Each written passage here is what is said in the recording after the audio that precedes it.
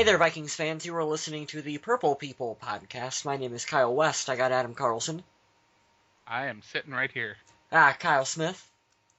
What's up, everybody? Ready to talk Vikings football. Actual We got football. a lot of Vikings football to talk about. Lots of it. I can't believe how much. The season's finally here. I'm so amped for this show. Time is fleeting. And we're losing all control. Sorry, we're not going to do the time warp, but we are going to talk about Vikings football. And this is episode number 163 of the Purple People podcast, and this one is titled The Money Pit, with two T's, of course. Now, you guys have seen The Money Pit. I know that I do a lot of dated references, but come on, you've seen The Money Pit, right? Yeah. Tom Hanks movie, he buys a house, it's a piece of crap, and they're trying to fix it up.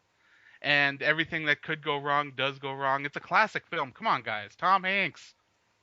If it helps, on the local radio station, like every Monday, they do a big, long, 2-hour segment called The Money Pit, where people can call in and talk about home improvement questions. And I've always wondered why it was called that, and you actually just answered it for me. Now I know. It's a Tom Hanks movie. And it's a really good Tom Hanks movie. Check it out. I will. Probably not. Oh, you guys suck. I gotta start doing more 90s and 2000 references for you kids. Need a He-Man reference. I want a He-Man reference next week. No. Yes. But let's go to the quick hits. First one, Vikings have signed former Cincinnati Bengals wide receiver Ryan Whalen. Ryan Whalen was a 6th-round draft pick, number 167 overall, back in 2011 out of Stanford. I am not really excited about this pickup, but I am 100% mystified why, of all positions, they would pick the one that I feel like you have the most too much competition already. How is this guy going to get any reps during practice, during preseason games? What was the point? I don't get it. I don't get it. I mean, I honestly just don't understand this signing. We got 6 guys right now. He's probably a fantastic guy, but the wide receiver position is loaded, and there are other spots where they're trying to mash all these guys together to see who fits. Why not bring in another guy to compete at a position where there's just, not a lot of competition, and they're trying to move guys around and fix things and fill one of those spots? Exactly. Or bring in a corner. You can never have enough corners. You can never have enough safeties. But maybe Spielman and co. just really felt that he was the best available player out there. You know what I mean? I don't know. That's my guess for it. We'll get into it in a little bit for the main topic, but I'm looking at the depth chart they released today, and there's already 12 wide receivers listed, and they're not all going to make it. So I don't know what lucky number 13 is going to do. You need lots of receivers in camp just for running routes and having quarterbacks, people to work with and stuff. It's probably just a camp. It is just a camp move. That'd be my guess with it. He's played in 13 games, caught 11 balls, 80 total yards. I don't know. I struggle with this one. I don't get it. Was he in Cincinnati when Zimmer was there? Is there any kind of connection? Yeah, he was in Cincinnati when Zimmer was there. Okay. But you wouldn't think that they worked together very closely, considering Zimmer was the defensive coordinator and wide receiver here. But you never know. Reaching for straws on this one here, guys. You never know. Maybe he'll shine and end up on the practice squad or something. Or I don't even know if he's eligible for the practice squad after playing in 13 games. I have no idea. I don't remember the rules. Yeah, not offhand. But oh well. We should talk about Gerald Let's Hodges, move on. I think. Yeah, he was getting some looks at middle linebacker, which is interesting considering the situation there already is boiling down to a Kendricks versus Audie Cole situation. But I like the idea of getting Hodges on the field whenever possible, especially when combined with a guy like Kendricks and Barr. Just that athleticism, the speed in that defense at the linebacker position, something the Vikings have lacked in many years Mm-hmm. is continuity at the linebacker positions, and to be able to try to plug some of these guys in that are young and athletic is a fantastic thing for me. Zimmer said that he is trying to mix things up a bit and get the right combination of athletic guys on the field at the same time together. So that's what you're seeing him doing by trying Hodges out at middle linebacker. He's a very athletic guy, and they want to get their most athletic players on the field together. And maybe, with all the different packages and sub-packages that the Vikings use now, maybe there's a set that Hodges can work out and get out there, that they can utilize him instead of being on the bench and not getting anything from him. Yeah, he is too athletic and talented right now to be wasting away on the bench. But they aren't quite ready to hand him a starting gig yet. That's the problem with Gerald Hodges. That's the same problem we had with Everson Griffin when he was sitting behind Jared Allen. It was that situation where you had a guy that just had so much talent, but the position wasn't there for him yet. But Zimmer's smart enough, I feel like he'll find a way to get Gerald Hodges some reps out there. Absolutely. Yep. He loves rotating players in and out, and Hodges is one of those guys that if you can plug him in at multiple spots, it's just a huge benefit for the team. We always talk on the show about how much value there is to a player that can play in multiple positions. And that's exactly what the Vikings love and are trying to do here. So let's talk about Jeff Locke and some punting. Yeah, Kyle West, take over.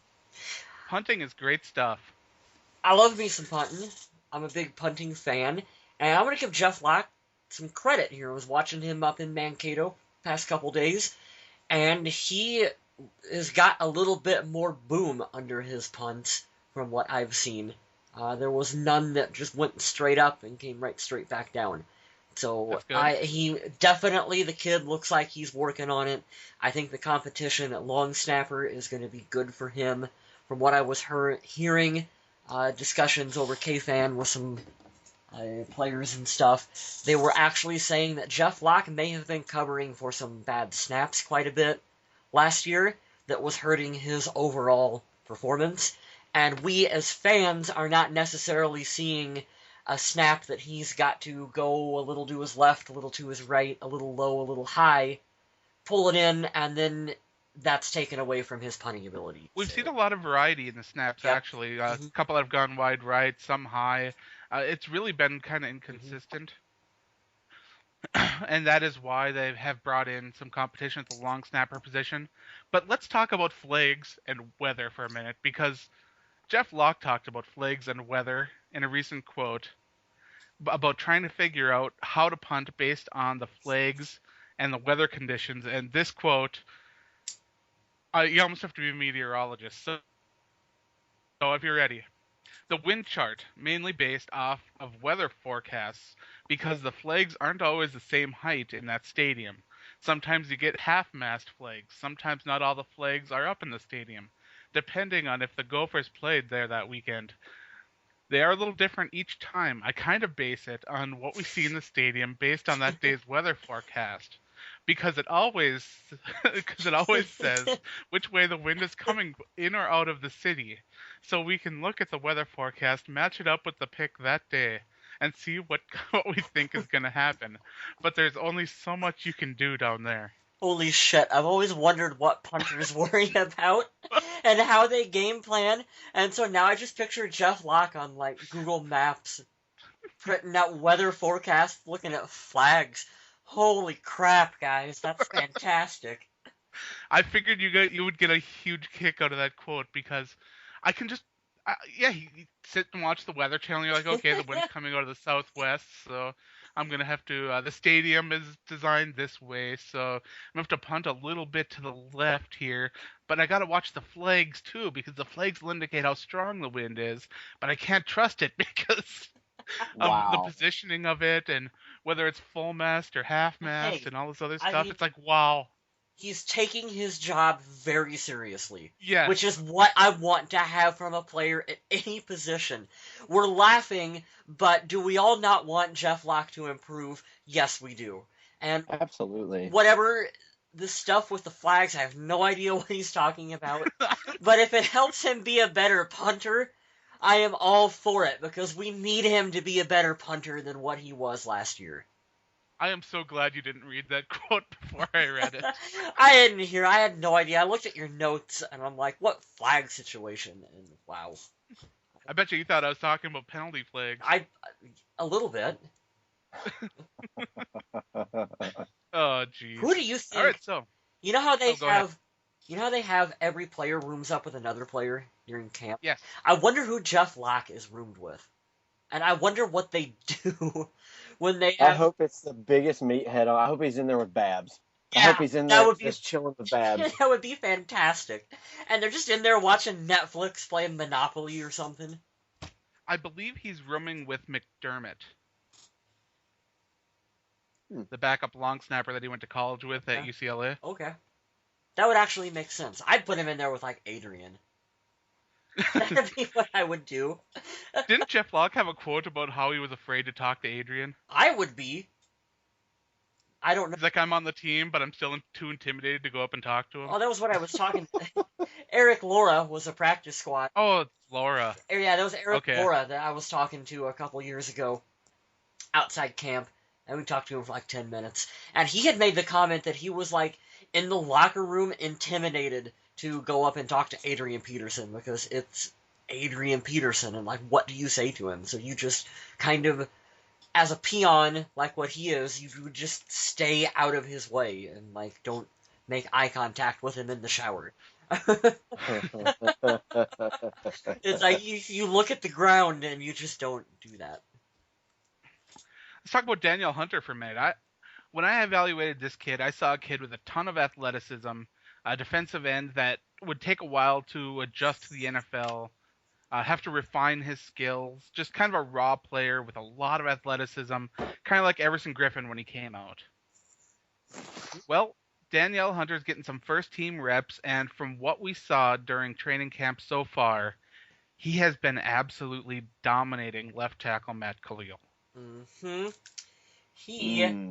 Which is either a really good thing on his behalf or a really bad indicator for Matt Khalil, depending on how you want to spin it. That's true. I mean, I personally have seen some pictures of Matt Khalil from training camp, and every picture I've seen of him, when he was on the offensive line, he was standing straight up. Like, just walking through everything. Everybody else was going through half speed, and he was doing walkthroughs. To me, that's not very encouraging, considering the level of play he's had the last couple seasons.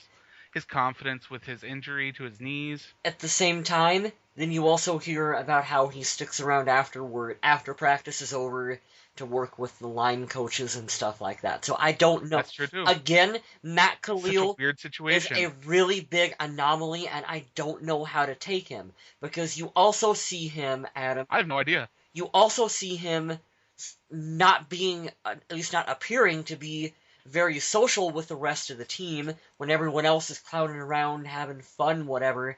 Matt Khalil is kind of a loner, and he's standing off by himself, or he's getting into little shoving matches with Everson Griffin, because Everson's also getting the best of him a lot in camp, and those two don't get along too well, apparently. So he's a really tough one to figure out. I don't know what to make of Matt Khalil. Well, the Vikings are going to need Danielle Hunter to step up because of an ankle injury that has left Scott Crichton sidelined for a little bit. And as you guys know, I was a big fan of Scott Crichton coming out of college. I thought that he showed a lot of potential. But if Danielle Hunter can take this opportunity to show how hard he's been working on refining his skills and to earn a backup or rotational job this season, it would be amazing for the depth of this team. Because I firmly believe the Vikings didn't think they were going to get a contribution from Hunter until at least a season or two down the road. Yeah, I agree. I would agree. Yep. So that's a fantastic news for Danielle Hunter. Like we said, the jury's still out on Khalil. We're all hoping to see a big improvement, but we're not going to hold our breaths either. So virtual reality training. I wasn't going to talk a lot about this, but Mr. Kyle West was really interested in this. Well, I feel like we're going to go long this week, so we'll try to keep this one short. I thought it was a really interesting thing what they were doing. Adam, you know more about it than what I do, but apparently they have some kind of camera on players' helmets, and if, say, Teddy wants to watch Sean Hill, what he did during practice, he can put some kind of VR helmet on in, like, where they watch the film or whatever, and he can actually see what Sean Hill was seeing on the field. Am I correct in that statement? Right. Well, yeah, he can take the reps off the field through a headset developed by Striver Labs Incorporated. What it is Teddy Bridgewater himself has said that he sees a really big advantage in being able to wear these virtual reality headsets when he can't be on the field. He actually had a quote that said, if you have a tool that allows you to play better than the person who isn't using that tool, then oh wait, this isn't Teddy Bridgewater's quote. Sorry, this is actually Chris Cluey. If you have a tool that allows you to play better than the person who isn't using that tool, then the athletes who take advantage of that are always going to be the ones who succeed. And that's been the evolution of sports. Meanwhile, Teddy Bridgewater says that would be crazy to be able to play with the avatars. It'd be like real life almost, except that you can't get tackled and it won't take a physical toll on your body. That's what I like about Teddy, and then we can move on to the next subject here, is that Teddy takes any and every opportunity to learn. Absolutely. Whether it is talking to former players, current players, whether it's stuff that maybe we think is silly, like importing playbooks into Madden or doing VR stuff, he's always trying to learn, always trying to improve, never misses an opportunity. No, he is one of those guys, he'll take every opportunity he can to just learn and get better. And that's one of the things I absolutely love about him. Now, this next quick hit is one I actually thought was really, really interesting because it's something that could have been taken really out of context. Now, this offseason, we all knew the Vikings were going to go after a taller cornerback, especially following that game against Chicago where there was just horrible mismatches. Zimmer came out and said himself, I can't make these guys any taller. And then before the draft, he said, you can probably write it down that we're not going to take any 5'9" corners here. Well, guess what? A 5'9" corner on the team kind of took a little offense to that. Minnesota Vikings cornerback Captain Munnerlyn said, yeah, I took it a little personal. At the same time, they came and got me last year in free agency, so 5'9", what can I say? I just live and go with it. Go out and play football. Zimmer is doing something really smart with Captain Munnerlyn. He is motivating this guy kind of by a few indirect actions that he has taken. Munnerlyn was all excited that coming in, he was going to be the veteran guy for this team. And I think it went to his head a little bit because you heard about him deviating off from defenses and wanting to run his own coverage.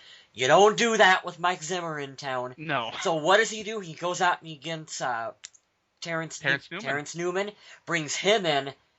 Lots of praise for Terrence Newman about how he's the veteran, he's the guy that's going to show these young ones how to go about it. He talks about, this quote, about how you can't make guys taller. He is motivating Captain Munnerlyn to play better for this team, and I love it. Absolutely. All right, the Minnesota Vikings got a visit at camp from legendary defensive tackle Alan Page. We talked last week on the show about how awesome this was of an opportunity, one that we thought wasn't really going to happen this year, but turns out Mr. Page did. Page just got he retired from the Minnesota State Supreme Court after being forced to retire following his 70th birthday on the 2nd. Mm-hmm. So huge congratulations there, Mr. Page. And the knowledge that he brought to the team and his experience, just that presence alone is enough to make him a great visitor. They had a lot of really cool visitors for that night scrimmage. He was one of them. Mick Tingelhoff, they did a big honor for him. Other guys that were there was former Vikings quarterback Rich Gannon, which is really neat. Chuck Foreman was out there. Sage Rosenfels was out there as well. Rosencopter. Randall McDaniel was out there. Really cool to see Randall McDaniel. Like you said, Jim was out there. There was a couple other guys that I can't think of off the top of my head right now. But there was a whole host of them they had out there. Really cool. I love when they bring the older guys back. Absolutely. that nod to history, the youth learning from experience, just absolutely fun stuff. And like I said, Teddy, every opportunity to learn, pulls Rich Gannon off to the side, and they're talking to one another, and pretty soon you see Rich out there going through the motions on dropping back and taking snaps and going through whatever they were talking about. So Teddy took that opportunity and turned it into a learning experience. So awesome. Gotta love Teddy. So awesome. Love this kid. Mm-hmm. Another kid that you love is Stefon Diggs. This is so true. Mike Wallace recently compared him to Pittsburgh Steelers standout Antonio Brown, which is huge praise considering Antonio Brown could be one of the guys in the running if you're talking about the best wide receiver in the NFL. Mm-hmm. It's that kind of praise from a veteran like Mike Wallace, who has been around the league a little bit, so he knows a bit about other wide receivers. Mm-hmm. He knows a lot about systems. He knows a lot about success. So for him to say that about Stefon Diggs is pretty awesome. Mike Wallace, really quick, is one of the nicer players I have ever had a chance to meet, which, from kind of what we talked about in the off-season, about him coming in and being a diva and having some drama, really surprised by how he handled himself and he came over and talked to the fans. Really super polite, nice guy. Stefon Diggsy, is in the running for Mr. Mankato for being the player coming out of camp that everyone's talking about, that everyone's going to be super excited. Adam Thielen was a previous guy that got that Mr. Mankato label, was able to make a name for himself and make it on the team. Diggsy is going to be a guy that's going to be a playmaker for this team. And now Diggs got that endorsement from Young Money Mike Wallace. Mm-hmm. Mm-hmm. North Turner also gave him a shout out today. I watched his presser on the Vikings app, and he just made it simple. He's like, I'm going to repeat myself. I like Stefon because he makes plays. And you know why I like him? He's a playmaker. I just laugh because he's obviously toying with the media, but as experienced a guy as Norv is, when he tells you that one of his rookies is doing great things, I take it and I run with it. I'm pretty excited to see what this kid can bring out even in his rookie year. And then Norv, I'm going to read between the lines a little bit, because to follow that quote, he said, but what I appreciate, I'm going to paraphrase here, what he appreciated about Stefon Diggs is that essentially he's not full of himself, and he realizes that he has more to go. He always has more to learn. I'm going to read between the lines and say that may have been a little subliminal shot towards number 84, Mr. Cordero Patterson. And I'm going to leave if you didn't listen to last show, we talked a lot about that. So I'm going to leave it at that. If you want to hear more Cordero Patterson stuff, rewind to last week, give that a listen. Because we definitely talked a lot about that. Mm-hmm. So we still have a main topic and an actual game preview this week, guys. Ooh, I'm so excited. I love game previews. But let's talk about the main topic first. The Vikings released their first, and I'll do air quotes, unofficial preseason depth chart. And there are some interesting things on it. First off is quarterback.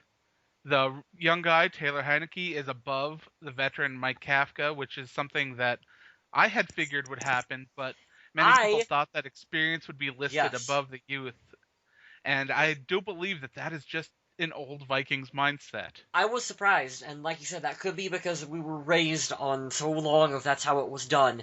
But in years past, I feel that it would have been Mike Kafka that would have got the shot at number 3. So I was surprised to see the unknown Taylor Heineke get the look at number 3. But let's spin that into a positive and say let's. I also love that the Vikings Vikings could stash Heineke on the practice squad rather than on the active roster. Yeah. So that would be an awesome way for the team to roll with 3 quarterbacks, is with one on the practice squad, so he's not taking up a spot on the 53, opening it up for another wide receiver or corner or something like that. Depending on who wins the return gig. I like keeping 2 receivers so that you can, or 2 quarterbacks so that you can keep 6 receivers on this team. Running back, Joe Banyard, Dominique Williams. I always want to say Wilkins, I do. Dominique Williams. Both listed above DeJuan Harris, who is a more established player, has had some success in the past. Banyard has had some impressive preseasons. Dominique Williams has flashed at times. But to see DeJuan Harris on the bottom of the running back depth chart is a little surprising to me. Well, he came from Green Bay, make him earn his spot. Oh.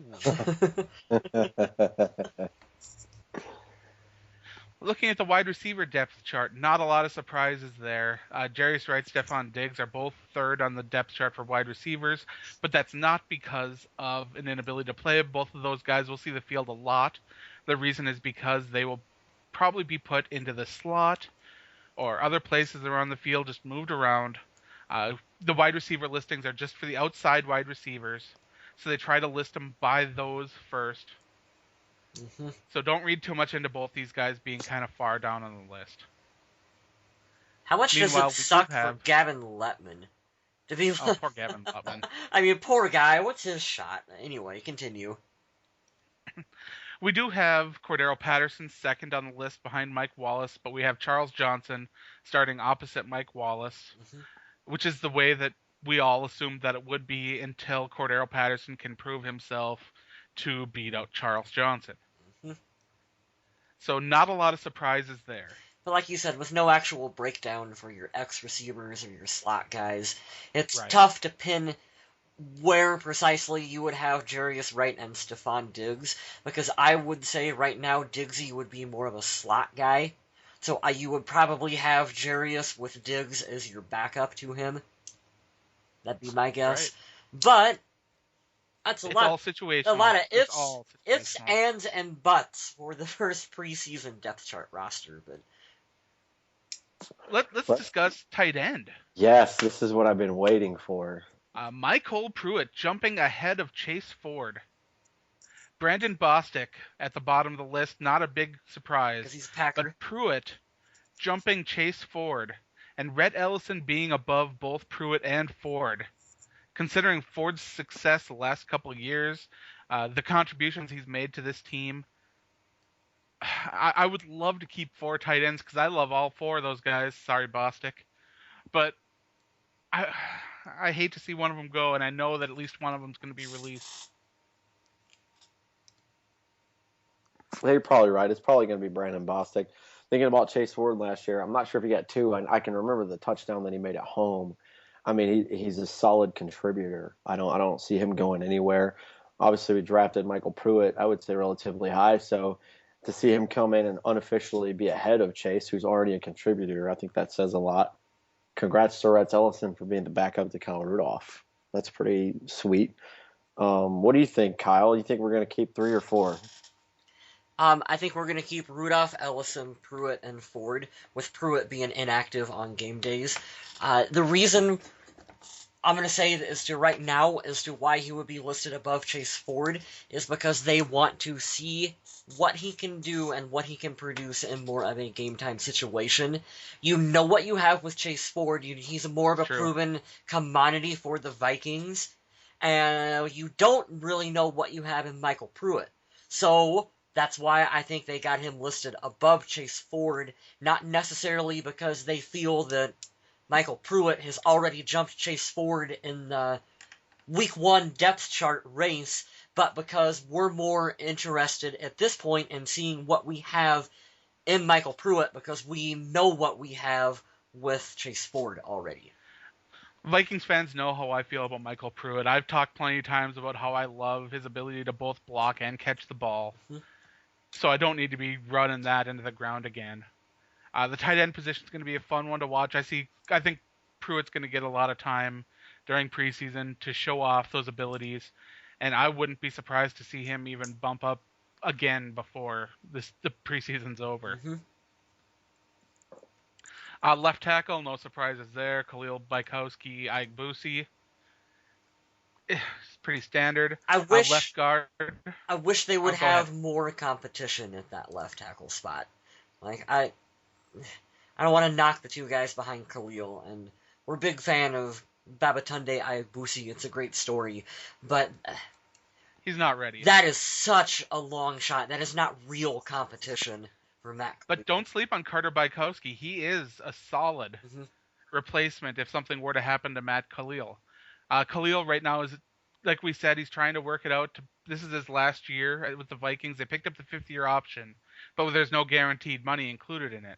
So this is actually a do-or-die season for Matt Khalil. If he doesn't produce this year, he will be released or he will be asked to negotiate to a very tiny salary to be in a backup role.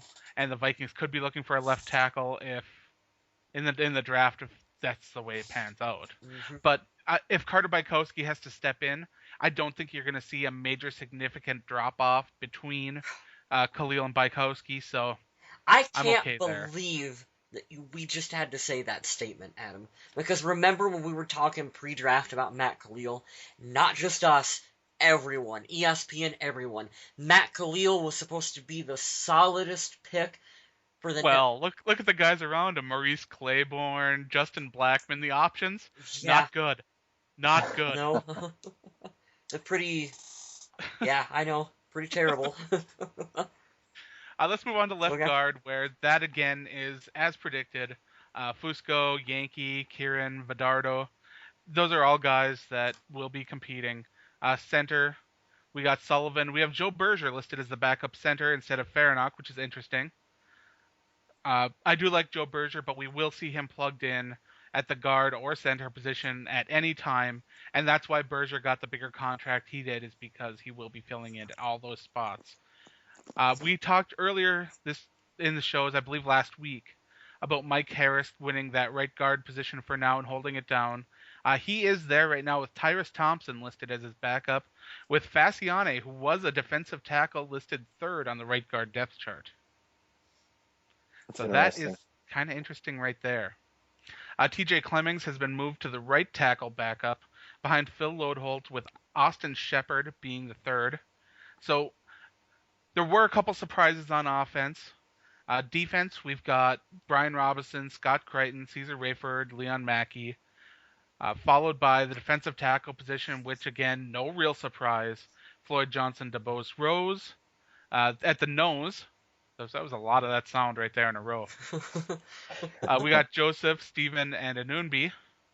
And on the right side, we have Griffin, Trateau, and Hunter, which is surprising considering all the hype surrounding Danielle Hunter right now, that he's still behind Trateau. But Trateau had a pretty reasonable season last year. He found some action, and I do expect that to be a really good competition right there to watch this preseason. And I still think he's one of those players that you want to look at in preseason and you want to know what you have in him. Like what? Let me restate that though, because Danielle Hunter will not be released. Oh no. If he loses that job as the backup, there's no way he'll end up out on the street. Mm-hmm. I mean, he will make the 53. Either that or I don't see him going to the practice squad. So no matter what, expect he make the 53, but he might not be active on game days. Right. Yeah. We got the will linebacker position with Greenway, Watts, Peters. And then we got the middle linebacker position with Cole, Kendricks, Maudy. I know someone on Twitter who's really pissed off over Mike Maudy being listed third. I will be shocked if Mike Maudy makes the team. And I know that's going to be one of the least popular statements you're going to hear me make. But guys, he's injury-plagued. He's struggled to be effective when healthy. It's one of those situations where it's just the heart is strong, but the body isn't willing. Eric Kendricks is a beast. And the reason why you're not hearing much about him in camp thus far is because you don't tackle in camp. You barely play two-hand touch. And so it's really tough for a middle linebacker to flash. When we hit preseason, when Kendricks is out there hitting live against the Steelers, watch for him. Just watch. You'll see good things from him then. And you'll understand why Michael Maudy's going to be hard-pressed to make the team. Sam linebacker, we've got Barr, Hodges, Edmund Robinson, the draft pick, and Josh Cato. So that was the group of linebackers, pretty solid competition there. Then we move into the secondary, where we have Terrence Newman and Xavier Rhodes as the starting cornerbacks. Waynes is listed as Terrence Newman's backup for now, which is just because Newman brings in that veteran experience, and they've been trying Waynes all over the field to be able to put him in multiple situations. Mm-hmm. So I can see him and Munnerlyn kind of working together a bit to try to plug in a lot of the four wide situations and situations like that. We have Van Dyke, Coleman, Thomas, Price, Carter, Sherrills. Marcus Sherrills on the bottom of the depth chart for the right cornerback, which is not saying a lot for that. But let's move into the safeties, where we have Smith and Blanton returning as the starters. Sendejo and Harris listed as the backup strong safeties, and Exum and Prater for the free safeties. And next year's draft pick. And then we got the specialists, which are Locke and Walsh at punter and kicker, with the competition going on between Colin Leffler and Kevin McDermott for the long snapper spot. What the hell is this? Why do they have H? What position is that? He's the holder. Oh, holder! Okay. Yeah. Duh, I knew that. It's always good when you can have your punter be your holder. A lot of teams use the backup quarterback, but do you really want Sean Hill out there holding? Hey, it works in Madden when you gotta do a trick play. It does. Right? That is true. It'd be way cooler if the punter threw a touchdown, though. Would you trust Jeff Locke throwing a pass? I trusted Christian Ponder for 3 years. Jeff Locke's quarterback rating on Madden 15 was 16. Sounds about right. Probably about. So 15, I wouldn't be too. Probably about on 15 one. too high.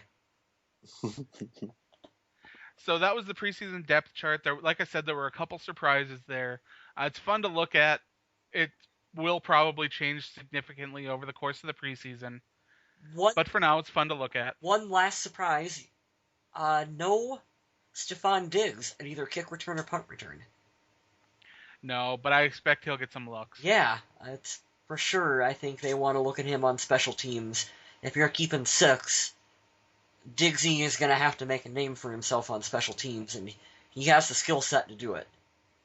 And we do apologize, this is going to be a long show, but we have so much to talk about. We've got our social media question still. Let's get that out of the way since we only got like 4 answers. Mm-hmm. We asked you guys about fantasy football. Do you play it? Do you draft Vikings players? Tommy Gunn loves playing, but he says that, nope, I don't play because it is like Dungeons and Dragons for sports. Ha! Mr. Smith, isn't that what we said over on my podcast? Yes, we did. Mm-hmm. And I laughed and said, hey, I played Dungeons and Dragons as a kid too, so I can't make fun of anything. Michael Driggs says, I live in Wisconsin, so I typically like my Vikings knowledge to find a sleeper. He got Rudy in the 12th round the year that he had the Pro Bowl. Ooh, that's a good snag. Yeah, not bad at all there. Corbin Johnson says he'll draft Vikings in whatever round, and as long as they're on the board and they're the best player available. Keith Bell got very specific on us. This is a guy that must love fantasy football. He sees Adrian Peterson as a first-round pick, would take Teddy in rounds 10 or 11 for his quarterback 2. He likes Mike Wallace in the 3rd or 4th round, Rudolph in the 5th or 6th, Charles Johnson in the 8th or 9th, Jarius Wright in the 12th, Blair Walsh in the 13th or 14th, and he would choose the Vikings defense in round 15 or 16. I like that. That seems like a guy who knows his fantasy football. That's a man with a strategy. My fantasy football draft is on Thursday, and I have no plan going in, so I'm just going to throw stuff against the wall and see what sticks. Okay, so really quick, play or no play. We know Adam plays. Kyle Smith, play or no way? Okay, I up until this point said no way. My family, away from my own family, with some of my real family sprinkled in. There's a lot of family in that. I don't know why I said that. We got a league coming around, and the trash talk started, and they suckered me in. So if I do anything, I'm doing 1, and I think it's totally not the way I like it. I like to individually pick my players because I feel like you can steal people based on your instinct or your predictions. I think we do an auto draft, which is fine. Ooh. Yeah, I know. We don't have all the time to sit down in one place and do it, but I think I'm going to be a part of 1 this year, and my team name is the Minnesota Monsters. So I tried to find some really good ones, but they were all very inappropriate. Thank you, Google, and all the geniuses out there for that. So I had to I believe last year you were the VA Vikings, right? I was Virginia Viking, and yeah, I did horrible. So yeah, you did not do well. Let's carry on the tradition this year. we can only get better, as they say. Oh, and I am in no way I will get into fantasy football. I stress out enough on Sundays over who's going to be the Minnesota Vikings active 53, let alone with trying to be preoccupied with doing all this other stuff. And people, when the game's on, sitting down on your iPad, oh, you just missed Adrian Peterson's 70-yard touchdown run because you're looking at whatever fantasy football stuff. No, you only check your fantasy football stuff during the commercial break. I don't know. Some of the people that I'm with are like constantly on their iPads doing that stuff, and I'm like, No, you got to watch the game when you're doing it. Yeah, I'm like, I want to watch the game. I don't want to do anything else. I want to watch the game. I mean, other games on the TV, sure, I'll be checking my fantasy team, but if the Vikings are on, no, that ain't happening. If the Vikings lose, my day's ruined already. Let alone with piling on a fantasy football loss on top of it. I can't handle that, so no way for me. Next week's question is going to be one for humility. We're going to see how many Vikings fans can discuss who they honestly think will win the NFC North and why. Chicago. It's going to be a fun one. Chicago. The Bears. So now that's out of the way, let's talk about our main topic. We love the main topic. And we love that Vikings football is upon us. That's my horn noise. How'd that work? Yeah, it was bad. but it was worth a go. I give you credit. I tried. I get effort points. But the Vikings will be playing against the Pittsburgh Steelers in the Hall of Fame game on Sunday, I believe. Yes, Sunday. I didn't write the actual date in this article, which makes me wonder why I didn't. But we have several great things to look forward to. Sunday the 9th, because I have a calendar on my computer. Nice. I got a calendar beside me. It's Walking Dead. Tyrese is looking at me. It's kind of weird, but I listed my top 5 things I'm looking forward to in one of my articles on the Viking Age. So let me discuss each of them with you guys. The first thing I'm looking forward to is I want to see Trey Waynes. I want to see him play some of these under routes. I want to see him get some looks. And the fact that he is listed as the second guy on the depth chart for cornerback behind Terrence Newman lets me think that we are going to see quite a bit of this guy. Oh, yeah. So I'm excited to see that. The next thing to watch, Audie Cole, Eric Kendricks, middle linebacker. I firmly believe that Audie Cole will be getting some major looks in the base defense with Eric Kendricks coming in passing situations or other types of long yard situations or situations where they need someone to be a little more athletic than the thumper Audie Cole. So that's what I'm thinking there. Again, I gotta keep stressing it. You gotta remember is that they don't really game plan at all, especially for this first preseason game, as to what they're going to be doing on defense. And it's a lot more geared towards we want to see what we have in the unknown qualities in some of these guys. And you feel like you kind of know a little bit what you have for Audie Cole. So maybe you'll see him, you'll definitely see him, but you don't know for sure what the split's going to be for these guys. It's true. Mm-hmm. The third thing I'm looking forward to is Mike Wallace in a Vikings jersey. I want to see this. Me too. I want to see it on a field against an opposing defense. I want to see him stretching the field, seeing the impact that it can make. This is what Mike Wallace was brought in for, and it's what I want to see happen. Mm-hmm. The fourth thing I'm looking forward to is the battle for the punt return job. I know that we've discussed it a little earlier. We got Marcus Sherrill, Stephon Diggs, Adam Thielen, Cordero Patterson. We just got a hatch full of names here. I want to see who's going to be back there returning some of these and see how they do. Because honestly, I have no idea who's going to be back there. But it's going to be fun to watch. Mm-hmm. Last thing I'm looking forward to is the new look offensive line. Fusco at the left guard position. I wrote right guard in my article. That's incorrect. I got to fix that. Matt Khalil, will he look improved? Look at that competition for the right guard spot with Mike Harris. Quite a bit to look forward to in this game, and those are the 5 things I'm most looking forward to. What are you guys looking for? Well, I don't have a list. I'm not. I've got two players, and you've already hit them, so I'll beat a dead horse, but only for 2 seconds. I want to see Stephon Diggs make an awesome play, and I want to see Eric Kendricks go out and light some people up. And I think we have a good chance of seeing both of those Sunday. I'm just so overly excited as a fan that football is finally here. I don't care if it's preseason.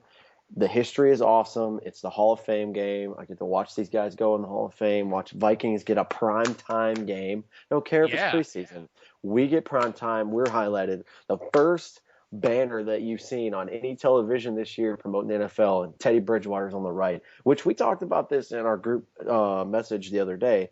How do you Yes. guys feel? That might actually be a social media worthy question. How do you feel about Teddy Bridgewater's face instead of seeing AP? It's the first time in a long time, but We've when I gotten saw so used to that, seeing Adrian Peterson advertised for the Vikings.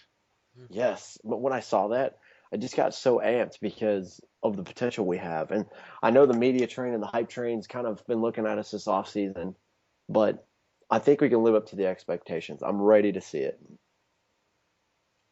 What do you think of that, Mr. West? You're the one that we haven't really heard from about this topic of Teddy Bridgewater being front and center on the poster and not Adrian Peterson. What do you think? Do you think that this is a lot of hype and a lot of just notoriety for a quarterback that hasn't quite established himself yet? Do you think it's some sort of move for the NFL to try to take a little bit of the spotlight off Adrian Peterson for a little while? What do you think? Well, I think the first statement is that Adrian Peterson, despite everything that he's went through this offseason, through the media, from our own fans, from fans from the outside, he is still the cash cow for the Minnesota Vikings. Adrian's jerseys are still flying off the shelves. Adrian is still in extremely high demand for autographs, for photos. Adrian is still that guy for the team.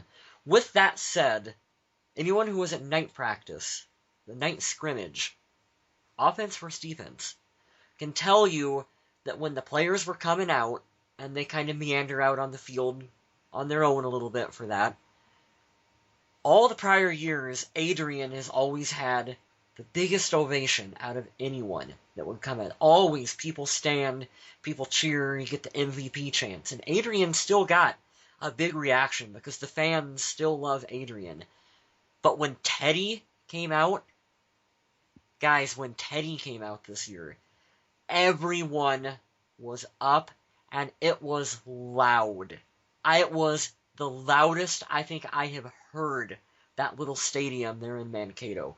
That's amazing. People were chanting, Teddy, Teddy, Teddy. And it was the stadium chanting for Teddy. People are so excited. The guard has changed. This is Teddy Bridgewater's team. The players respect him. The fans respect him. If he continues to perform the way that we hope and that we envision, this is his franchise. And for the first time, Adrian Peterson is a piece of someone else's team. And the only other time you could say that is when Brett Favre was the quarterback. Yeah, you never heard the loud chants for Ponder or T-Jack or Matt Castle. You didn't. Teddy has won over this team. And we are here in Minnesota, we have been dying for a quarterback like Teddy Bridgewater, for the potential that we hope Teddy Bridgewater has. And you can feel it. You can feel the fans are ready to buy into Teddy in a way that you didn't buy into Christian Ponder. You didn't buy into Matt Castle. You didn't buy into Josh Freeman. But you buy into Teddy Bridgewater.